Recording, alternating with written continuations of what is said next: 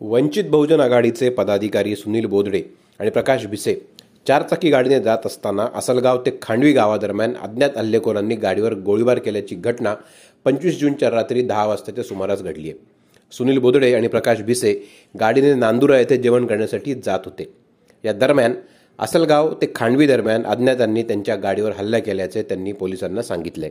हल्लेखोरांपैकी एकाने गाडीच्या काचेवर रॉडने हल्ला करून काच फोडण्याचा प्रयत्न केला, तर दुसऱ्याने या काचेतून गोळीबार केल्याची घटना सांगितली जाते।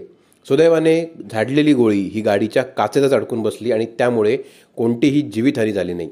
या घटनेनंतर हल्लेखोर हे फरार झालेत।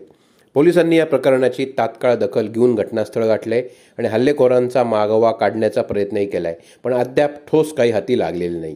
या हल्ल्यातून थरारक पद्धतीने बचावलेले वंचितचे तालुका अध्यक्ष सुनील बोदडे यांनी आपबीती सांगितली आहे। काय म्हणतात सुनील बोदडे, त्यांच्या शब्दात ऐकूया। आल्यानंतर सरळ एक गाडी आली टू व्हीलर, त्याच्यावर दोन व्यक्ती बसलेले होते हेल्मेट घालून, आणि ते सरळ आमच्या गाडीसमोर आल्यानंतर गाडी आम्ही स्लो केली आणि थांबली। थांबताच किती ते दोघांनी सुद्धा गाडीवर अटॅक केला। इकडून सुनील भाऊच्या शेजारी त्यांनी सुरुवातीला अटॅक कशाने केला? सुरुवातीला अटॅक त्यांनी त्यांच्या हाती काहीतरी असं रॉडवाणी म्हणा, आणखी काही दुसरी वस्तू म्हणा, त्यांनी अटॅक केला गाडीच्या काचावरती। आणि त्यानंतर समोर माझ्यासमोरचं जे काच आहे, गाडीचा काच, त्याच्यावर सुद्धा अटॅक केला।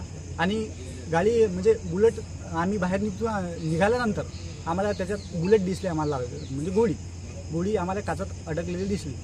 मग आम्ही शांत झालो आणि ठाणेदार साहेबांना फोन लावला।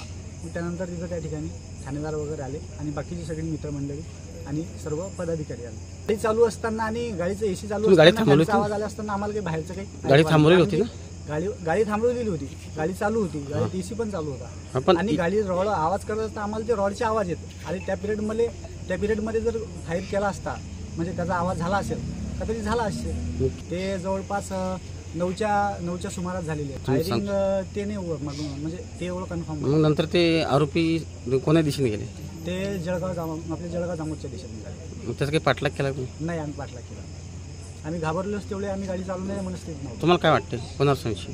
आता संशय कोणाला आपण घेऊ नाही शकत, कारण की आमचं मागची पार्श्वभूमी पाहता आम्ही कुठलाच आमचा वादविवाद नाही, कुठलाही शाब्दिक सुद्धा वाद नाही आणि कुठली वैयक्तिक दुश्मनी सुद्धा आमच्या राजकीय वय की राजकीय पण नाही आहे। माझे सर्व पक्षातील वरिष्ठ नेत्यांशी माझे वैयक्तिक हितसंबंध आहेत, त्यामुळे माझा कोणावर काही आक्षेप नाही आहे। परंतु हा प्रकार घडतो, हे शोक आहे की आपण जो व्यक्ती कोणाच्या काही मदत पडत नाही, कुठल्याच वादविवादात सुद्धा पडत नाही, अशावर हा हल्ला होतो, हे खूप मोठी शोकांतिक आहे। या हल्ल्यात भिसे आणि बोदड दोघेही सुरक्षित असून त्यांना पोलिसांनी लगेचच पोलीस स्टेशनला रवाना केले। त्यांचं वाहनही ताब्यात घेण्यात आलेलं आहे। या संदर्भात ठाणेदार आनंद महाजन यांच्या मार्गदर्शनात पुढील तपास सुरू आहे। अमोल गावंडे, बुलढाणा, लोकमत।